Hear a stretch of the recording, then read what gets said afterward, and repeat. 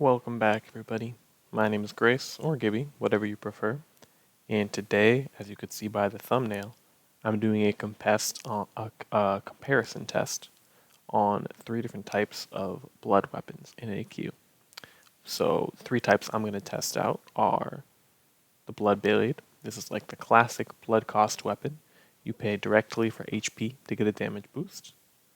The glacial edge spears, or the Edge of Defiance spears. These ones are a little different. They have a lot of pizzazz going on, and we'll get into that.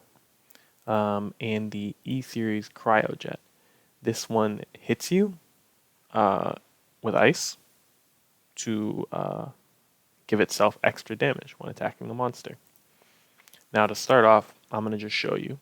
All of them except the bloodblades, which don't have a toggle, are toggles. So you can attack normally with this weapon. Oh, it seems it was already toggled. Well, you can attack with the toggle, in which case it'll damage you. Or you can attack normally and do slightly less damage on average. Each of these boosts are 20%, so the bloodblade is also 20%.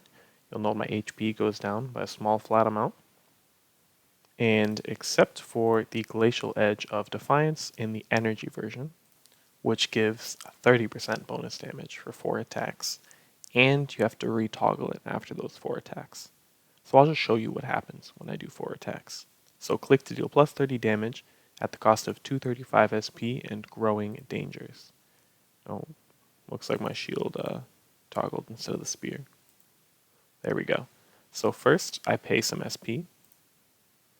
I attack, I do bonus damage.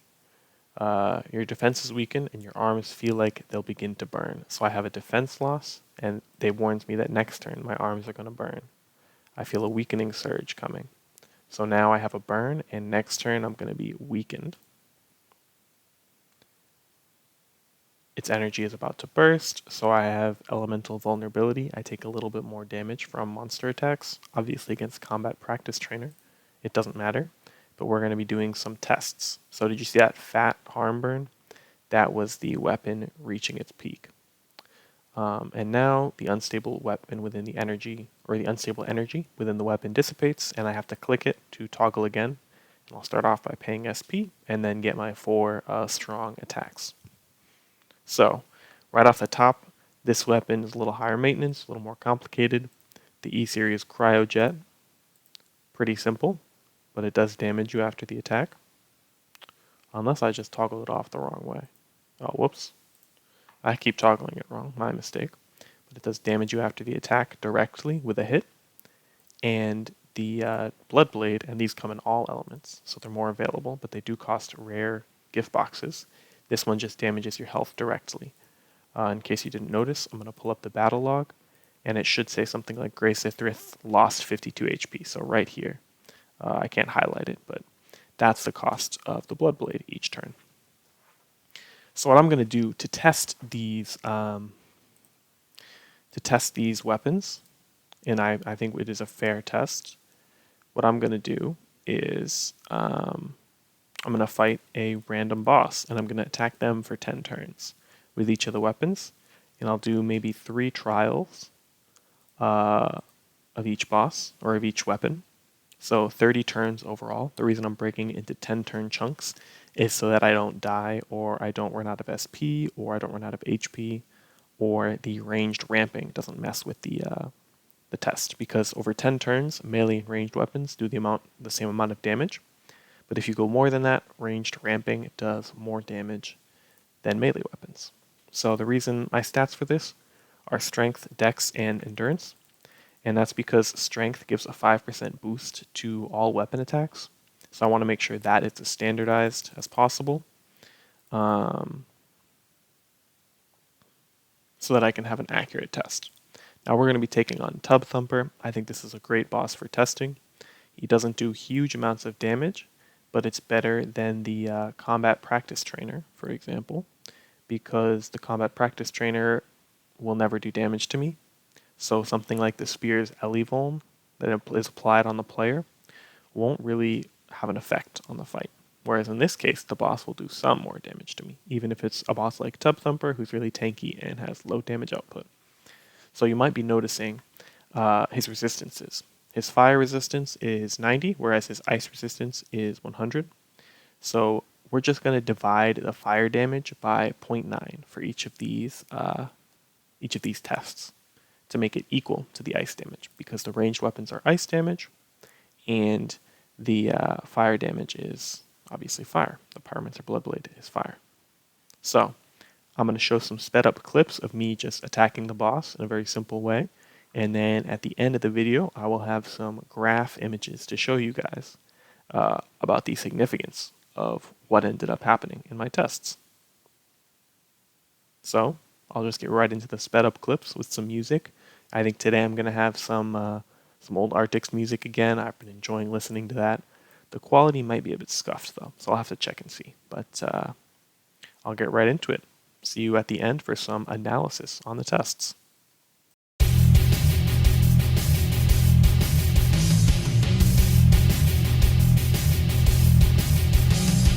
Are you the predator? Are you the prey? Only the strong will survive the day. Follow the leader, don't follow the meek. Feed your desire to crush the weak. I am your leader. You shall obey. I am your leader. Crush the weak.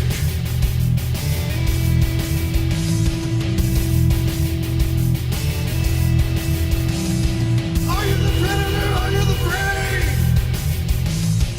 Only the strong will survive the day. Follow the leader, don't follow the meek.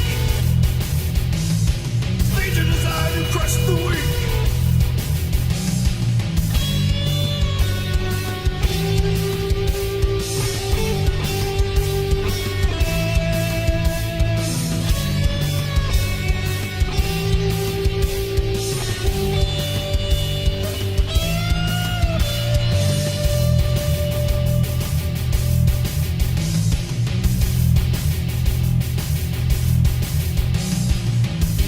I am your leader. You shall obey. I am your leader. Crush the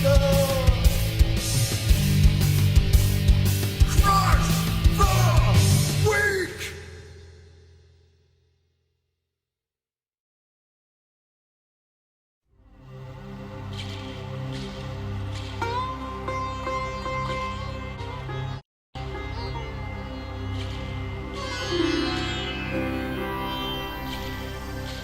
Wanderer seems out of place, grew of three-heart and human face, a peacemaker in hostile space, a lighthouse on the sea.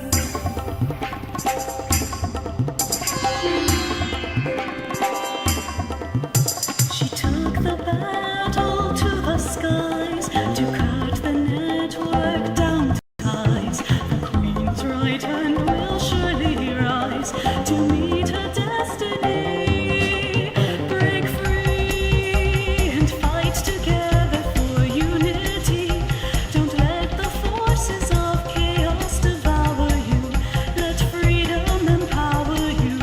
This child of both worlds will break free.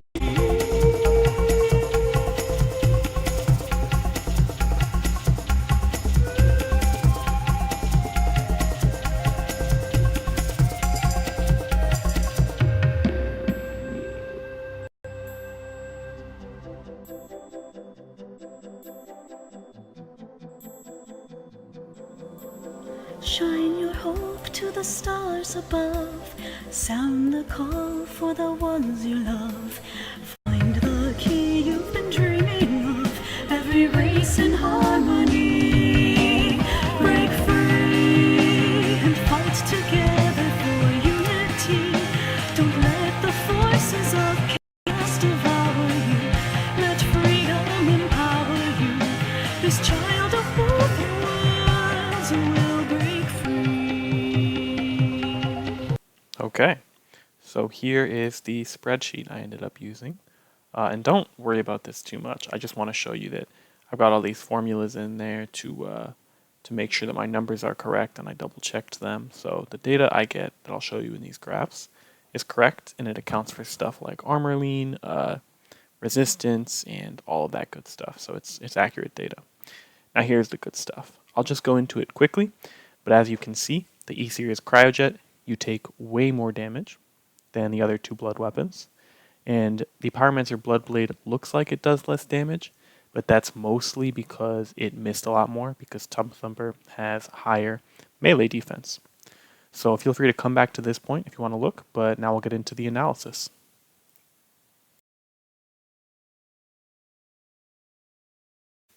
So we've just looked at the table and the graphs, and there is some error in the experiment. Particularly, the Bloodblade seems to have done much less damage because of the miss chance that it had on Tub Thumper. Compared to the ranged weapons, it was hitting a little bit less, so I was missing 2 to 3 times, whereas with the ranged weapons, I don't think I missed at all, or maybe once. So that was one source of error. So the lower damage from the Bloodblade probably comes from the accuracy. But that conclusion, that if you control for lean, the Glacial Edge of Defiance weapon with its plus 30 damage boost is a little bit better than other blood weapons like the E-Series cryojet and the Bloodblade for pure damage because it does more damage. Also, what's not reflected in the graph about the Glacial Edge of Defiance or the Surging Edge of Defiance is that the SP cost is significant. And as you could see, the reason I had equipped Liquid Courage in several of the clips was to mitigate my base SP regen, because base SP regen is 86, and the Liquid Courage misc takes 83 SP. I could have gotten it exactly, but I couldn't be bothered to go find the perfect misc. But what you could see when I was doing those clips is that when I was using the Glacial Edge of Defiance Spear, I had to pay the SP cost enough times that eventually I ran out of SP. So, if you're using that weapon with more expensive setups, like maybe a Paladin Armor defensive toggle, well, I mean, you wouldn't really be doing that. Or you're using a sub-race stat drive and a damage boosting misc and a booster guest. You'll run out of SP notably faster than if you use a Bloodblade or another blood weapon that doesn't have a direct SP cost. So that's my conclusion for damage output. The Edge of Defiance weapons are stronger, and they cost a little more resources, but if you can manage your SP, then feel free to use them and get your full utility out of them. Now, for the damage taken, we have two conclusions. One, a lot of people say that the Bloodblades are better than the Edge of Defiance weapons because the Edge of Defiance weapons do too much damage. As you can see from my graph, or from the graph that I showed, it's simply not true. The Edge of Defiance weapons do take about the same amount of damage from their passive abilities.